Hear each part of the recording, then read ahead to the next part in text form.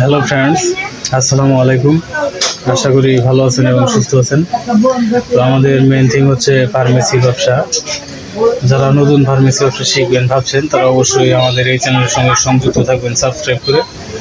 তো ফ্রেন্ডস, আমাদের আজকের আইটেমটা হচ্ছে প্রোডাক্ট রিভিউ। তো ফ্রেন্ডস, চলুন সরাসরি প্রোডাক্টের নিকটে চলে যাচ্ছি। তো ফ্রেন্ডস, আজকে যে প্রোডাক্টটি রিভিউ করছি সেটা হচ্ছে এটা। তো ফ্রেন্ডস, এই কস্তুরি ক্যাপসুলটি আপনি কেন সেবন করবেন এই বিষয়টি আজকে ক্লিয়ার করছি। তো ফ্রেন্ডস, চলুন আমি শুরু করছি।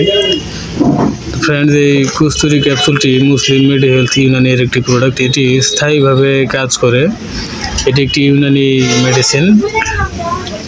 তো এই কস্তুরি ক্যাপসুল হাব্বে আম্বর মমিয়াই কতগুলি মূল্যবান ভেষজ, খনিজ ও প্রাণীজ উপাদানের সুষম সংমিশ্রণে তৈরি একটি বিশেষ ঔষধ, যা সাধারণ বলকারক ও শারীরিক শক্তিবর্ধক হিসেবে কাজ করে।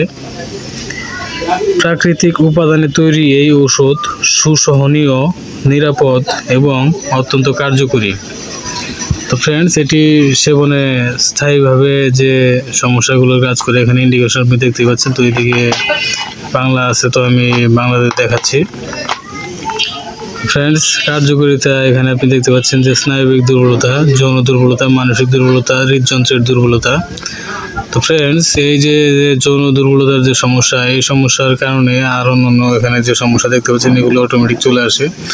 তো এই সমস্যাটি সমাধানের জন্য এটি আপনি একটানা প্রতিদিন একটি করে ক্যাপসুল 90 দিনে 90টি ক্যাপসুল সর্বোচ্চ সেবন করবেন।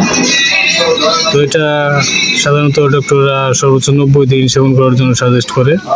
এটা সেবনে এই যে সমস্যাগুলো এটা স্থায়ীভাবে সমাধান হয়, কারণ এটা একটি ইউনানি ঔষধ। ইউনানি ওষুধের কোনো সাইড এফেক্ট হয় না।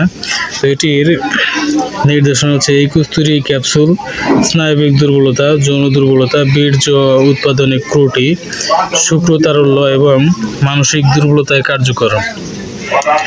এটার সেবনবিধি এর ব্যাপারে বলছি। এটার সেবনবিধি হচ্ছে